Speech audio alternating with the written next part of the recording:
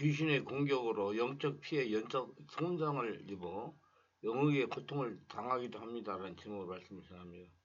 하나님 우리들에게 영적 전이뿐만 아니라 영적 손상, 영적 피해가 있다는 걸 알고 대처하게 하십니다.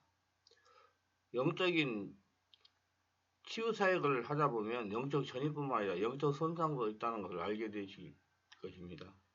영적 전이와 영적 손상이라는 말을 들어보셨습니까? 신령한 성령의 은사를 받아서 사역에 임하는 과정에서 흔히 경험하게 되는 두 가지 비슷한 영적 현상으로서 전이와 손상이 있습니다. 이 두 가지 증상으로는 서로 비슷하기 때문에 구분이 잘 되지 않지만 면밀히 점검하면 분별할 수가 있는 것입니다. 영적 전이는 은사를 받은 초기에 주로 많이 나타나며 전이를 체험하는 가운데 자신의 은사의 한 기능으로 자리매김이 되는 경우가 있습니다. 그러나 영적 손상은 사단과 마귀 또는 귀신의 공격으로부터 공격받아 생기는 증상이기 때문에 주로 축사나 신원사를 받은 개별 치유하는 사람에게서 나타나며 때로는 귀신에 의해서 질병이 생겼을 경우 질병을 치유하는 사역자에게서 경험되는 것입니다. 귀신은 영적 능력이 약하거나 경험이 많지 않은 초보 사역자를 위협하여 사역을 약화시키거나 두려움을 줘 사역을 못하고 물러나기 위해서 충격을 주는 것입니다. 귀신은 이렇게 악랄하게 영적인 사역을 못하도록 온갖 방법을 돌아 동원하는 것입니다. 실제로 안양에 사는 목사님이 저에게 이렇게 말했습니다. 저는 나이가 들어 목회자가 된 사람인데 나이가 있어 65세부터 신학대원을 다니면서 교회를 개척해 목회를 했습니다. 그런데 오시는 성도분들이 모두 환자만 오셨습니다. 지금 교회를 개척하시려고 하는 분 잘 들으시기 바랍니다. 개척교회는 전부 문제 있는 환자들만 오십니다. 그래서 예수님으로 기도하며 병이 낫기도 했습니다. 그런 어느 날 할머니 한 분이 기도해달라고 하며 교회를 찾아오셨습니다.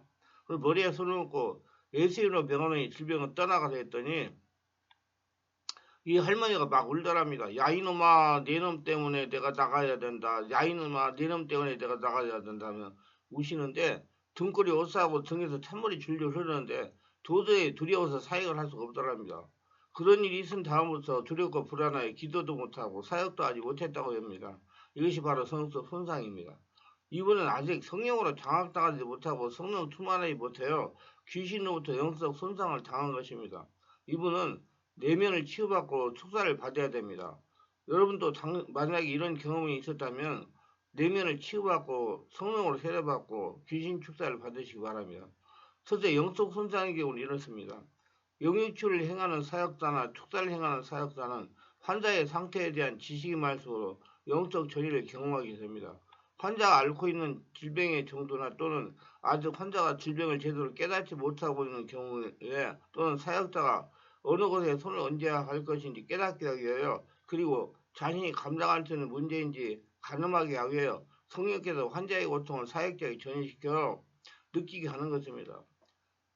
예를 들어 머리가 아픈 사람을 치유기도 하면 사역자가 머리가 아프다는 겁니다. 예를 들면 상대방 통증 부위가 동일하게 아프고 힘들게 되기도 하고 속이 더부룩하거나 속이 쓰거나 어지럽거나 현기증을 느끼거나 구토증이 생기거나 냉기를 느끼거나 온몸이 뼈나 근육이 뭉쳐들고 뻣뻣해진 것 같은 체험을 하게 되며 눈앞이 아찔해지며 독한 약을 취한 사람처럼 넋을 잃은 것처럼 몽롱한 현상을 겪기도 합니다. 아주 약한 전기에 노출되던 두 손이나 팔이나 어깨에 찌릿찌릿해지는 전갱이 같은 체험도 있고요. 몸살이나 오한처럼 몸 밑으로 처지며 미열이 나고 식은땀이 나기도 하고 몸이나 팔다리가 욱신욱신 아프게 되는 영적 다운 현상을 경험하기도 합니다. 이것이 바로 영적 손상의 현상입니다. 저도 이런 일을 경험합니다. 한 몇 년이 지난 건 이런 것 같습니다. 이근방에 기도한다는 권사가 왔습니다.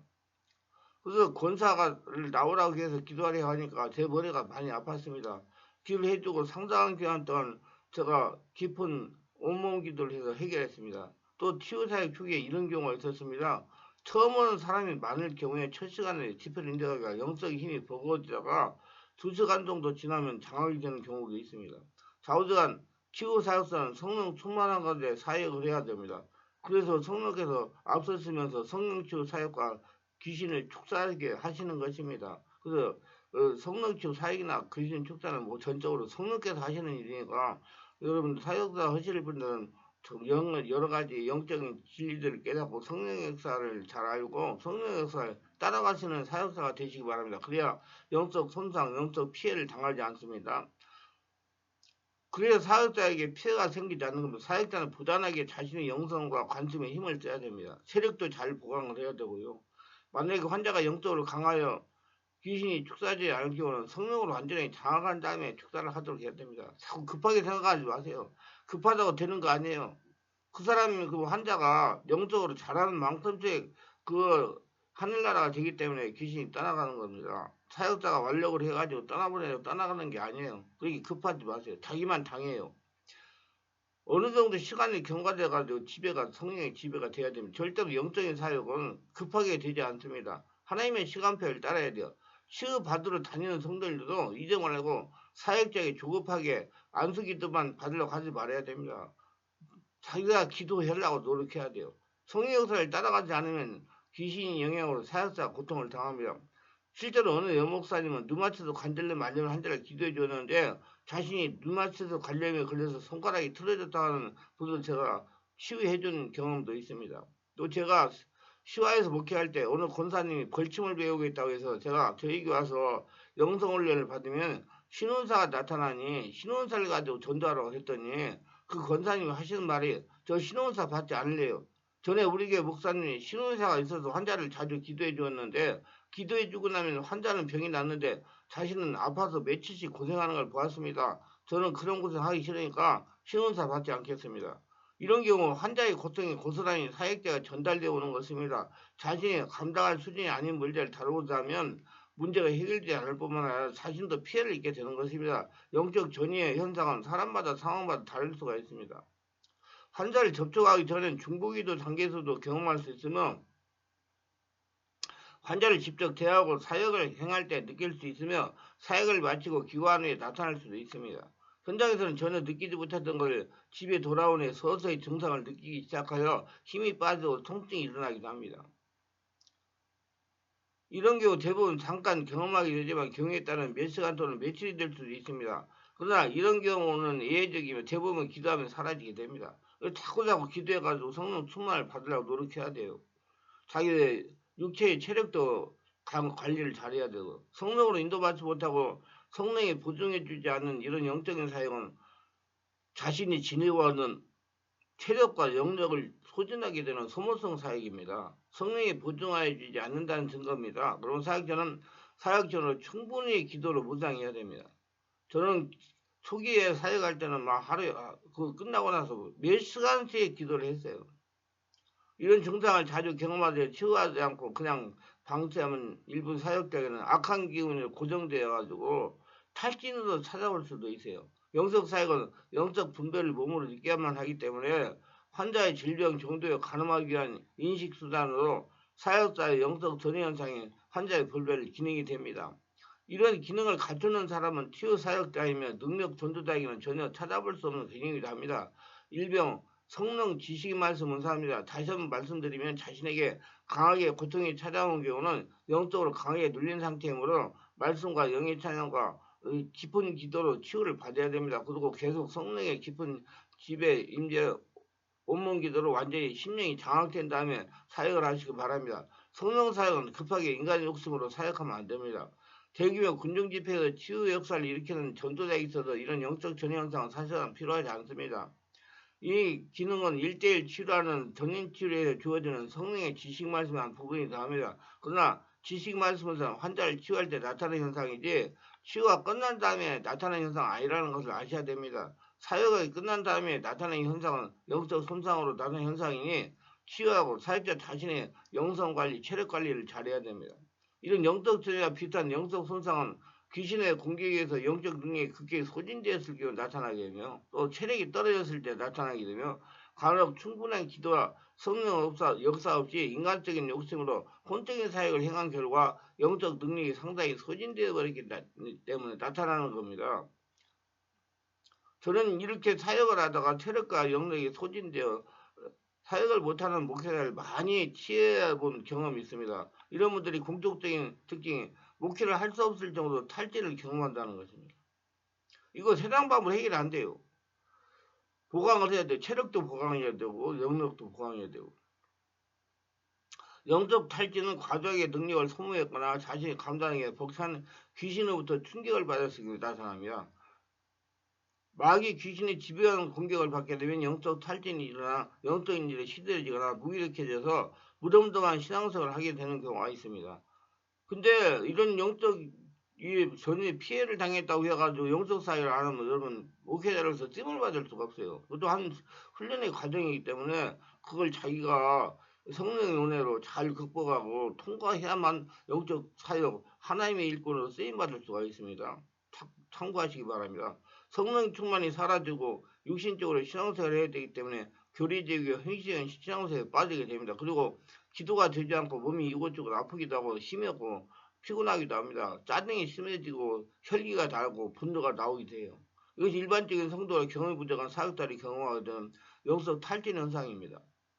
영적 사역자들이 경험하는 영적 손상으로 인한 능력의 소진은 점진적으로 나타나는 것이며 귀신으로부터 지속적으로 공격을 받게 되며 영적 능력이 소멸되게 됩니다. 일부 사역자들이 이런 증상을 영적 전이로 오해하게 되어 자신에 대한 치유, 성령 충만, 축사를 하지 않게 되어 지속적으로 악령의 공격을 받게 되며 그럴 때마다 영적 탈진이라고 마침내 더 이상 사역을 할 수 없는 지경에 이르게 되는 겁니다. 많은 분들이 이렇게 해가지고 사역을 못하는 분 많이 있어요. 체력도 소진되고 여러 영역의 문제가 발생해 더 이상 사역을 하지 못하게 되는 겁니다. 1년을 치유해도 회복이 되지 않은 사역자도 있습니다.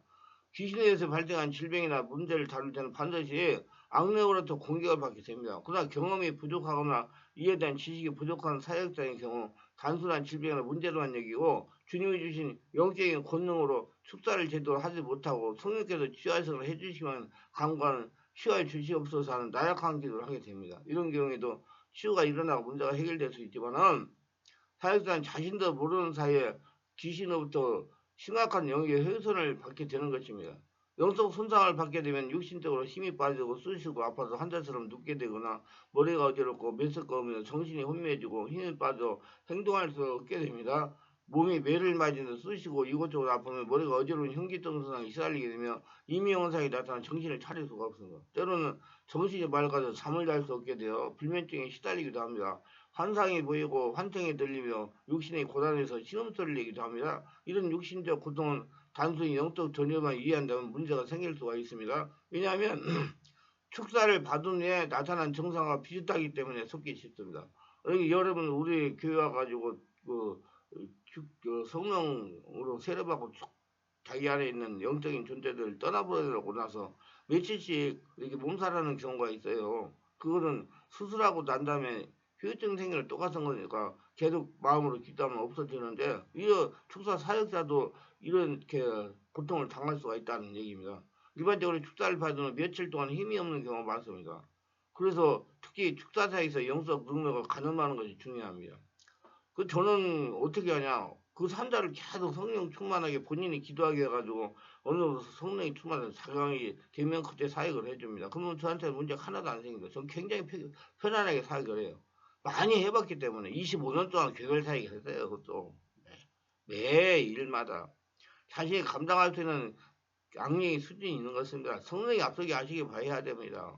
그리고 강력한 영권을 무장하여 대적기도를 해야 되고 복수 호흡을 하면서 온몸 기도를 많이 해야 됩니다. 감당하지 못할 강한 악령을 만나게 되면 심각한 타격을 받게 될 뿐만 아니라 심하면 귀신 들리게 될 수도 있습니다. 능력도 없는 스기네와 일곱 아들들이 함부로 귀신을 쫓아내다가 봉변만 당하듯이 능력이 되지 않은 상태에서 귀신을 섣불리 상대하려고 하다가 불행한 일을 당하는 경우가 있습니다.